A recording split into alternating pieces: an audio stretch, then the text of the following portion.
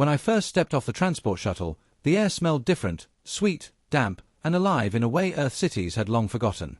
The valley stretched before me, a vast cradle of alien trees that pulsed faintly with bioluminescent veins, casting a twilight glow even though it was midday.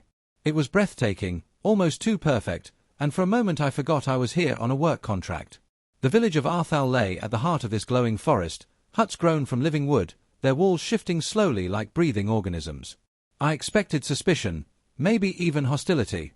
I was a human stranger in an alien settlement, after all. Instead, I was greeted with bows, songs, and offerings of food I didn't recognize but was assured was safe. Their eyes, wide, silver, and strangely kind, followed me everywhere I walked. The translator at my belt struggled to keep up, but one phrase repeated often enough that even without the device, I began to recognize it. Asterisk, the one we've been waiting for has arrived. Asterisk. I told myself it was just politeness, some cultural ritual for welcoming outsiders. Still, I couldn't ignore the intensity behind their stares, the way they leaned forward like they were watching a prophecy unfold.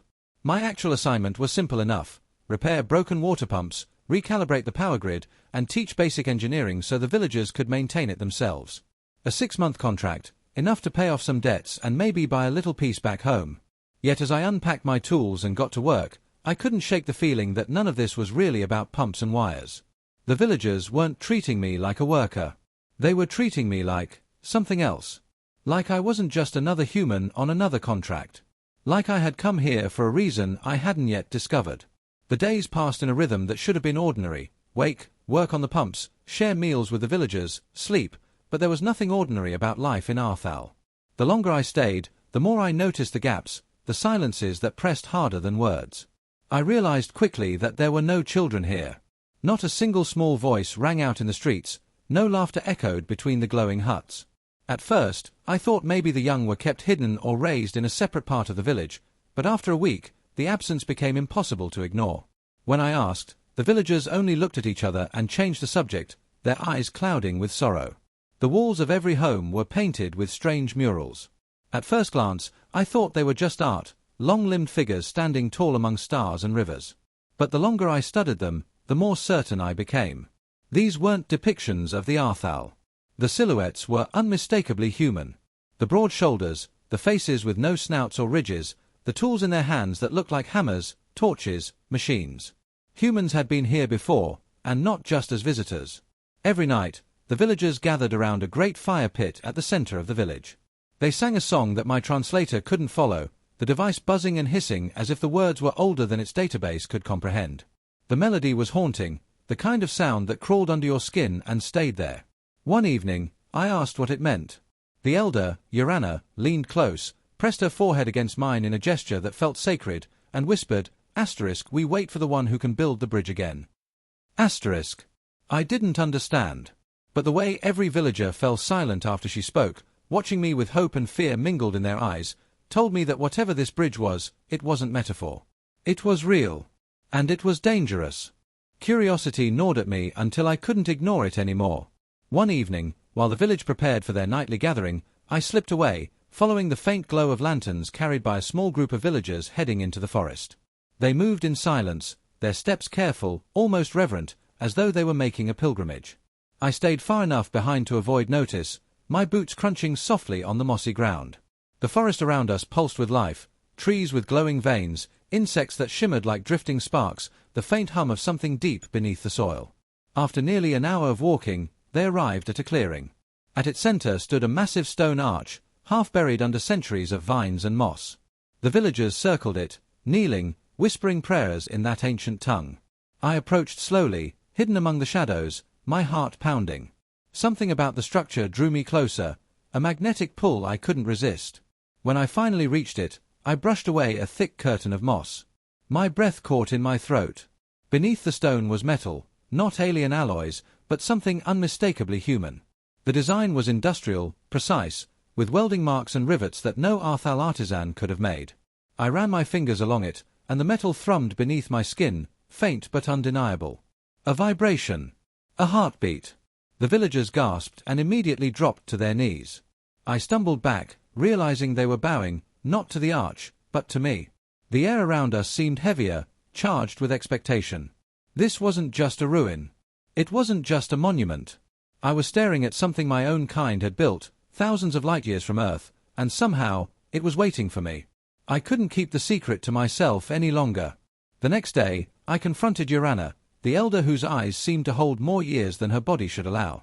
I described what I had seen, the metal hidden in the arch, the vibration that pulsed when I touched it.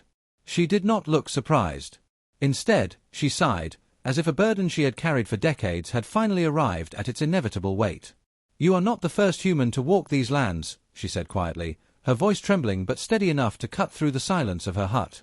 "Long ago, your kind came here. They built wonders. They gave us water when the rivers dried, fire when the cold nearly killed us. They built the bridge. And then, they vanished."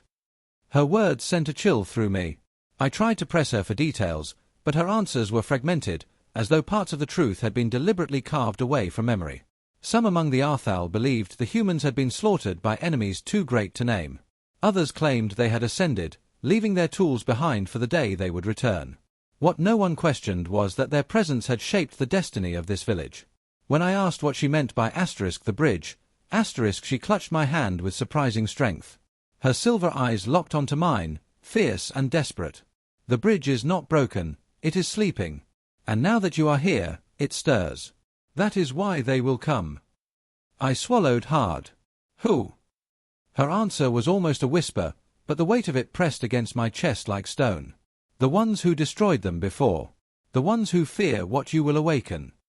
That night, sleep never came. The shadows outside my hut stretched too long, and every sound felt like a warning. They came with the morning light, shattering the fragile calm of the village. I woke to the sound of engines roaring overhead, a thunder that didn't belong in the quiet valley. Rushing outside, I saw them, sleek black ships cutting through the glowing canopy, their hulls jagged like blades. The villagers scattered in panic, their songs and rituals forgotten in the face of terror. The ships landed hard, kicking up waves of dirt and ash, and from their bellies spilled armored figures with weapons that hummed with lethal energy. I ducked behind a low wall as the invaders stormed the square, corralling the villagers with brutal efficiency. Their leader, a towering figure encased in obsidian armor, barked orders in a guttural language that needed no translation. My belt translator crackled anyway, hissing out the words, "Find the human. The key must not awaken." My blood froze.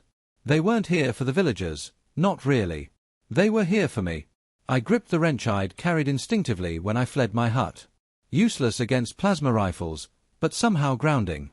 I peered from cover as one villager resisted, only to be struck down with merciless force. A sick rage boiled inside me. These people, gentle, kind, welcoming, had done nothing to deserve this. I wanted to run, to hide until the storm passed. But Urana's words echoed in my mind. "The enemy knows you are here. They will come." She had been right. And if they feared me, if they feared what I could awaken, then running wasn't an option. I pressed my back against the wall, heart hammering. Somewhere deep in the forest stood the arch. If the invaders wanted to stop me from reaching it, then that was exactly where I had to go. I sprinted through the forest with the sound of shouting behind me, branches whipping at my arms as I pushed myself harder than I thought possible. The invaders were close, their boots pounding the ground, their voices carrying through the glowing trees. Every instinct screamed at me to hide, but my gut dragged me forward, toward the ancient arch. I broke into the clearing, breath ragged, sweat stinging my eyes. The structure loomed above me, silent and waiting, its stone and human-forged metal glistening faintly under the bioluminescent canopy. I slammed my hands against the cold surface, desperate, praying it would respond. At first, nothing happened. Panic clawed at me. Behind me, the mercenaries burst from the trees, weapons raised. Then, just as my legs threatened to give out, the metal beneath my palms pulsed with life. A hum rose, deep and resonant, vibrating through my bones. Symbols blazed to life across the arch, patterns I recognized, impossibly, as old Earth engineering shorthand. Instructions. Warnings. Activation codes. The invaders shouted, some stumbling back as the ground shook.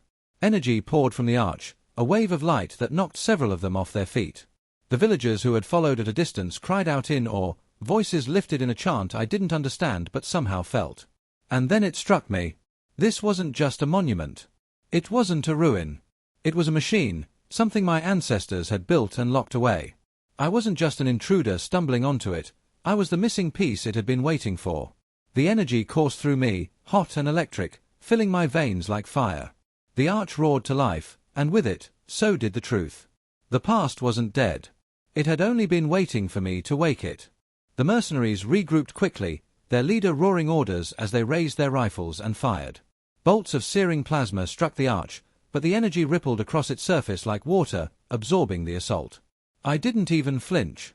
The hum inside me had become a roar, a current of power tying me to the machine.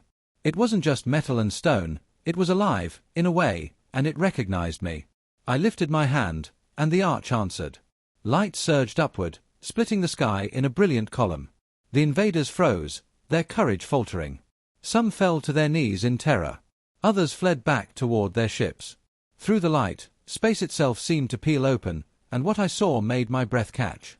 Ships, dozens of them, slid through the rift, sleek and angular, their hulls etched with markings I knew instinctively. Human markings. The villagers collapsed to the ground, chanting with tears streaming down their faces. They had never stopped believing. And now, the prophecy they had clung to was unfolding before their eyes. The mercenaries broke completely, scattering into the forest, abandoning their leader, who stood frozen as the first of the ships descended. A voice crackled across the comms, sharp and commanding, undeniably human. Asterisk, this is Fleet Command. Identify yourself. Asterisk. My throat tightened. I hadn't heard a human voice outside Earth in years, and now it came not from memory but from the sky. I'm here, I managed, my voice trembling. I don't know how, but the bridge, your bridge, it answered me. There was a pause, then the voice returned, softer, almost reverent. Asterisk, welcome back. We've been waiting for you. Asterisk. And in that moment, I understood. Humanity had never truly left this world. They had left guardians, left tools, left hope. And somehow, I had been chosen to bring it all back to life.